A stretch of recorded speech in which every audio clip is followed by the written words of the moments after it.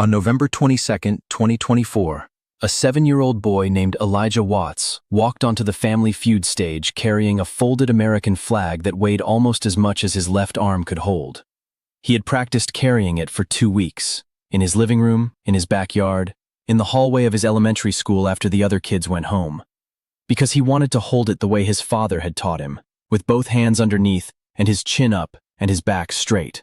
His father, Staff Sergeant Marcus Watts, had been killed by a roadside bomb in Kandahar Province, Afghanistan, on April 3, 2022, 764 days before Elijah stood on that stage. When Steve Harvey saw the boy walk out with the flag, he stopped mid-sentence. His hand froze halfway to the podium, his jaw locked. He did not blink for 6 seconds. Then he did something no host had ever done on Family Feud. He walked out from behind the podium, crossed the stage, knelt in front of a 7-year-old child, and said nothing. Absolutely nothing. He just knelt there. The cameras rolled. The producers went silent. 215 audience members did not move, did not cough, did not shift in their seats. A sound engineer later told CNN that the audio levels in the studio flatlined for 19 seconds, the quietest moment ever recorded on a live American game show. It was a Friday afternoon in Atlanta. The Watts family, Elijah, his mother Shonda, his grandmother Betty, his uncle Raymond, and his 12-year-old sister Kiera, stood behind the right podium. Shonda had her hand on Elijah's shoulder. Kiera stood at the far end, chewing the inside of her cheek the way she always did when she was trying not to cry. They wore matching black polo shirts with gold lettering that read, "Watts Strong." Across from them, the Fernandez family from Miami, a mother, father, and their 3 adult sons who ran a landscaping company together, waved to the crowd with the easy confidence of people whose biggest worry that week was whether they'd parked in the right garage. The set was bright. The buzzers gleamed. And pinned to the inside of Elijah's collar, where the cameras couldn't see it, was a small laminated card with 5 words written in his father's handwriting. But nobody in that studio knew what was about to happen. Marcus Watts grew up in Macon, Georgia, the middle child of 3 in a house where dinner was whatever Betty Watts could stretch a single chicken into, and breakfast was toast with butter if there was butter, and toast without if there wasn't. His father left when Marcus was 6. His older brother Darnell was shot and killed at 19 during a robbery at a convenience store where he worked the night shift. Marcus was 15 when it happened. He sat in the back row at the funeral and didn't say a word for 2 weeks afterward. His mother took him to the doctor thinking something was medically wrong. The doctor said, "He's grieving. Give him time." Betty didn't have time. She was working 2 jobs, so she gave him the only thing she had. She sat next to him on the couch every night and held his hand and said nothing, because she understood that sometimes the most important thing you can give a person is permission to be silent. Marcus enlisted in the Army at 18. He told Betty he was enlisting because he wanted structure and discipline and a future. She knew the real reason. He was terrified of ending up like Darnell. Not because Darnell had done anything wrong, but because Macon had a way of swallowing young men who didn't leave fast enough. The Army sent him to Fort Benning, then to Fort Bragg, then to Germany, then to Iraq, then to Afghanistan. He served 4 tours. He earned a Bronze Star. He was promoted to Staff Sergeant. And somewhere between his 2nd and 3rd deployments, he met a woman named Shonda Williams at a barbecue in Fayetteville, North Carolina. And the way she told the story later, the first thing he said to her was, "You have the most serious face I've ever seen at a barbecue." And she said, "That's because I take potato salad seriously." And he laughed so hard he spilled his drink on his shoes. They married in 2014. Kiera was born in 2015. Elijah was born in 2017. Marcus deployed again in 2019 and again in 2021. Each time he left, he performed the same ritual with his children. He would kneel in the hallway of their house in Fayetteville, set his duffel bag down, and hold them. Then he would pull out a laminated card, the same card each time, yellowing at the edges, the laminations starting to peel, and show it to them. The card had 5 words written in his handwriting. "I come back to you." He'd press it into Elijah's hands and say, "Hold this for Daddy, and when you miss me, You read it. Elijah couldn't read yet during the first deployment. He was 2. He held the card anyway. And that wasn't even the part that made Steve cry. On April 3, 2022, Marcus Watts was leading a patrol through a village in Kandahar province when an improvised explosive device detonated beneath the lead vehicle. Marcus was in the second vehicle. He was not injured by the blast itself. He exited his vehicle, ran toward the lead truck, pulled 2 soldiers from the wreckage, carried the second one, a 20-year-old private named Danielle Ortiz who had a severed femoral artery, 47 meters to the medevac point, applied a tourniquet with his bare hands, and held pressure until the helicopter arrived. Private Ortiz survived. Marcus turned to run back for a third soldier. A secondary device detonated 11 meters from where he stood. The notification team arrived at Shonda's door at 9:47 p.m. on April 4th. 2 soldiers in dress uniforms. Shonda saw them through the window and sat down on the kitchen floor before they knocked. Kira was upstairs doing homework. Elijah was asleep in his bed, the laminated card on the nightstand next to his pillow. Shonda told the children the next morning.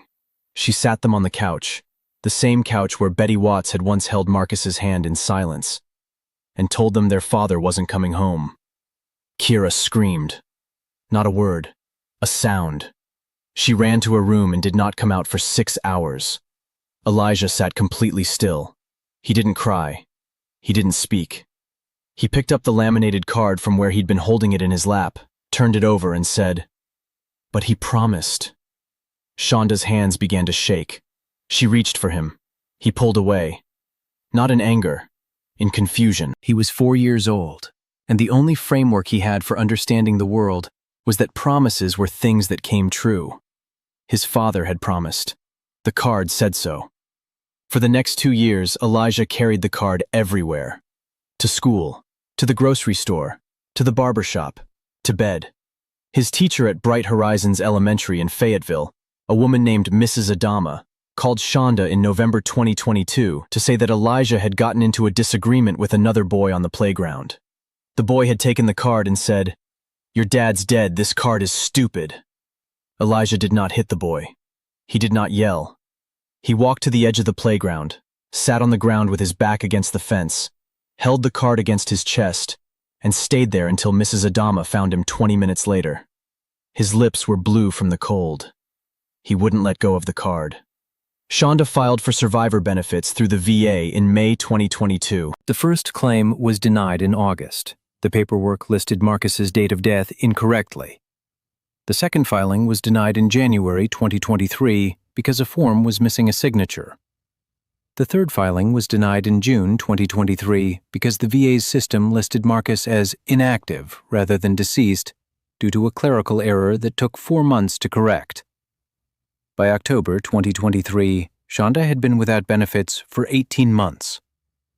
She worked as a home health aide during the day, earning $14.75 an hour, and drove for a rideshare company at night. Betty moved in to watch the kids. Shonda slept 4 hours a night. She told Betty everything was fine. She told Kira everything was handled. She told the VA caseworker on her 11th phone call that she understood the process took time. The audience thought that was the peak. They were wrong. In August 2024, Kira, now 12, quiet, fierce, carrying her father's serious face and her mother's refusal to quit, wrote a letter to Family Feud. Not an application form. A letter. It was 3 pages long, written in purple ink on notebook paper. She explained who her father was. She explained about the card. She explained about the VA. She explained that her mother had lost 19 pounds in 2 years, and that Elijah still slept with the laminated card under his pillow, and that her grandmother had started forgetting things, and that the whole family was held together by nothing but stubbornness and love. The letter ended with a single sentence. "My little brother thinks my dad broke his promise. Please help me show him he didn't." A production assistant named David Kim read the letter. He walked it to the head producer. The head producer walked it to Steve Harvey. Steve read it at his desk, set it down, and didn't speak for a full minute. Then he picked up his phone and made 3 calls. The first call was to the Department of Veterans Affairs. The second was to the Marcus Watts Memorial Fund at Fort Bragg, which Shonda didn't know existed. Marcus's unit had quietly set it up after his death. The third was to Private Danielle Ortiz, now Sergeant Ortiz, stationed at Fort Campbell, Kentucky, the soldier whose life Marcus had saved. Steve would later call what happened next the most important moment of his career. The game was in the second round when Steve stopped it. The Watts family was trailing the Fernandez family 94-180. Shonda was forcing a smile. Kira was staring at the floor. Elijah stood on a small step stool behind the podium so he could reach the buzzer, the folded American flag resting in the crook of his left arm the way he had practiced. Steve set his cards on the podium. The studio lights seemed to dim, though the crew insisted later that nobody had touched the board. "Shonda," Steve said, "I need to stop the game." Shonda's face tightened. Her hand found Elijah's shoulder. "Your daughter wrote us a letter." Kira's head snapped up, her mouth opened, her face flushed red. She hadn't told her mother. She hadn't told anyone. "She told us about Marcus. She told us about the card. She told us about the VA." Steve's voice was low and flat, the way a man speaks when he's trying to hold the edges of himself together.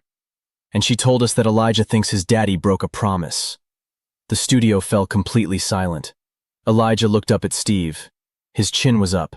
His back was straight. The flag was in his arms. The laminated card was pinned inside his collar. He was 7 years old, and he looked like a soldier standing at attention, because that was the only version of strength anyone had ever shown him. Steve walked out from behind the podium. He crossed the stage. He knelt in front of Elijah, and the quietest moment in Family Feud history began. Steve did not speak. He looked at the boy. The boy looked at him. The flag was between them. 19 seconds passed. The audio in the building flatlined. No one breathed. A camera operator later said it was the longest he had ever held a shot without blinking. Then Steve said, very quietly, "Can I see the card?" Elijah reached into his collar and unclipped the laminated card. He held it out. Steve took it with both hands. He read the 5 words. His mouth pressed into a line so hard his lips disappeared. He turned the card over. There was nothing on the back. Just 5 words on the front, in a soldier's handwriting, creased and worn and real. "Your daddy didn't break his promise, Elijah." Elijah's chin trembled. For the first time on stage, his posture softened. His shoulders dropped half an inch. "Your daddy kept his promise. He just kept it different than you thought." Steve's voice cracked. He cleared his throat. "He comes back to you every time you hold this card. He comes back to you every time your mama tucks you in. He comes back to you every time your sister writes a letter to a stranger to protect you. He comes back to you in that flag you're holding." Steve put his hand on the folded flag. "He never left, son. He never left." Elijah's face collapsed, not slowly, all at once. The composure he had been holding for 2 years, the stillness on the playground, the silence on the couch, the straight back and the chin up and the practiced carrying of a flag, all of it broke. He dropped the flag into Steve's hands and threw his arms around Steve's neck and buried his face in Steve's shoulder and sobbed. Shonda's knees buckled. Betty caught her. Kira pressed her fists against her eyes and wept. The studio fell completely silent for the second time. A cameraman set his camera down. A makeup artist backstage slid down the wall to the floor with her hand over her mouth. A producer in the booth pulled off his headset and walked out of the room. Steve held the boy. He didn't move. He didn't pat his back. He didn't say, "It's okay." He just held him the way Betty Watts had once held Marcus on a couch in Macon, in silence, with permission to fall apart. When Elijah finally pulled back, Steve looked at him and said, "Let me tell you something about your daddy, because I understand what it means to feel like nobody's coming back for you." The studio was still. 30 years ago, I was living in a car, a 1976 Ford Tempo. I had nobody. No one was coming for me. I wrote a letter to my family, a goodbye letter. I was ready to quit. He paused. But an old man at a gas station looked me in the eye and said, "God's got a plan bigger than your pain." And I held on to that, Elijah. The same way you held on to that card. You held on. But Steve wasn't done. He stood and looked at the Fernandez family. Roberto Fernandez Sr., the father, was crying openly, both hands gripping the podium. His son Marco said, "Mr. Harvey, whatever you need, it's theirs." Steve turned to the camera. "Stop everything, right now." The overhead speaker crackled. Steve ignored it. "This has never happened in 26 years of this show, and nobody in that booth is going to stop me." He pulled out his phone and dialed. The studio speakers carried the ring. Sergeant Danielle Ortiz answered from Fort Campbell. "Sergeant Ortiz," Steve said, "I'm standing on my stage with the family of Staff Sergeant Marcus Watts." The line went quiet. Then Ortiz said, in a voice that shook, "He saved my life. He carried me 47 meters with my artery cut open. I am alive because of him." Elijah turned toward the speakers. His eyes widened. He had never heard anyone talk about his father like that. Shonda pressed her hand against her mouth. Betty closed her eyes. "Sergeant Ortiz," Steve said, "tell his son something." Ortiz's breath caught. Then she said, "Elijah, I don't know if you can hear me, but your daddy was the bravest man I ever met.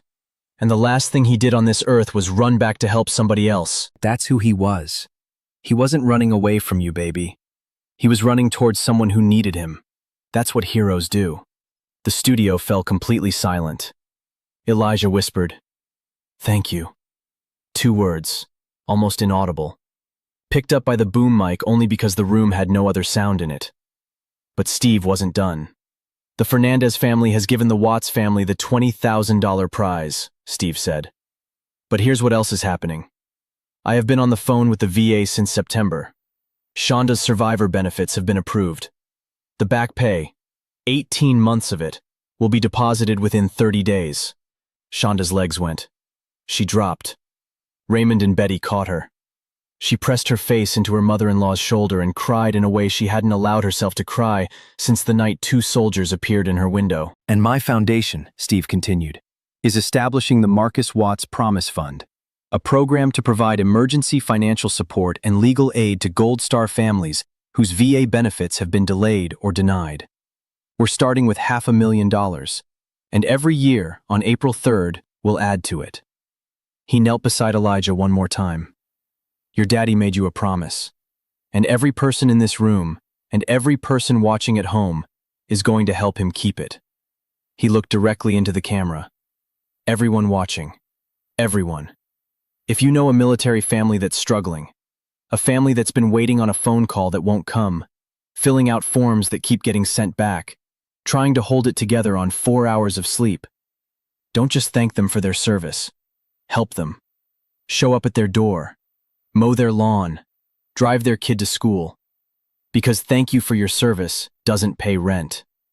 Roberto Fernandez crossed the stage and knelt beside Elijah. His 3 sons followed. The entire Fernandez family surrounded the Watts family, and Roberto took the folded American flag from Steve's hands and placed it gently back into Elijah's arms. He leaned in and whispered something. The microphones didn't catch it, but Elijah nodded, and for the first time that afternoon, his mouth bent into something close to a smile. The clip was uploaded at 8 p.m. on November 22nd. By Monday morning, it had 376 million views. The hashtag #IComeBackToYou trended in 47 countries. The 19 seconds of silence, Steve kneeling, Elijah standing, the flag between them, was replayed on every major news network on Earth. Military families across the country posted videos of themselves holding their own laminated cards, their own letters, their own folded flags, with the hashtag. A compilation of those videos reached 420 million views in 9 days. The Marcus Watts Promise Fund launched in January 2025. In its first year, it provided emergency aid to 2,100 Gold Star families and successfully expedited 847 delayed VA claims. Sergeant Danielle Ortiz became the fund's first military liaison. She visited the Watts family in Fayetteville in December 2024, the first time she had met them in person. She walked into their living room, saw Elijah, and dropped to one knee. She showed him the scar on her left leg, a thick white line running from mid-thigh to knee. Your daddy gave me this leg, she said. He carried me. And now I'm going to carry you. Shonda's back pay arrived on December 18, 2024. $43,740. She used part of it to pay off the medical bills that had accumulated during the 18 months of denials. She used another part to buy Kiera a laptop for school. And she used $200 to buy Elijah a new frame for the laminated card. A small wooden frame with a glass front that sat on his nightstand with a bare card used to lie. Steve Harvey said in a later interview, "I've been doing this for a long time. I've made millions of people laugh. But the thing I'll think about when I'm old and done, the thing that will sit with me, is a 7-year-old boy with a flag in his arms who thought his daddy lied to him. And all I did was kneel down and tell him the truth. That's not television. That's not entertainment. That's just one man telling a child that his father loved him. And that should never require a television show to happen. But it did. And I'm glad it was my stage." In April 2025, on the 3rd anniversary of Marcus Watts' death, Elijah Watts stood at the front of his 2nd grade classroom at Bright Horizons Elementary and gave a presentation about his father. He held the folded flag. He showed the laminated card in its wooden frame. He told his classmates about the ritual in the hallway, about the card in his hands when he was 2, about a soldier named Sergeant Ortiz whose leg his daddy saved. Mrs. Adama sat at her desk in the back of the room with tears running down her face. The boy who had once taken the card on the playground sat in the 3rd row. He didn't say a word. When Elijah finished, that boy raised his hand and said, "Your dad was really brave." Elijah looked at him and said, "I know." 3 years after a bomb in Kandahar, a boy stood on a stage holding a flag and a promise written on a card that was starting to peel, and a man who had once lived in his car knelt in front of him and said nothing. And in that nothing, in those 19 seconds of absolute silence, 215 strangers understood what the whole world forgets every day: that the bravest thing a child can do is keep believing in a promise after the person who made it is gone. And the bravest thing the rest of us can do is help him. If you're still here, you already know what to do. Subscribe to this channel. Hit that notification bell. Every week, we find stories the world almost walked past. Stories about people who kept holding on when every reason to let go was staring them in the face. Subscribe, bell, and send this to a military family. They need to know somebody sees them.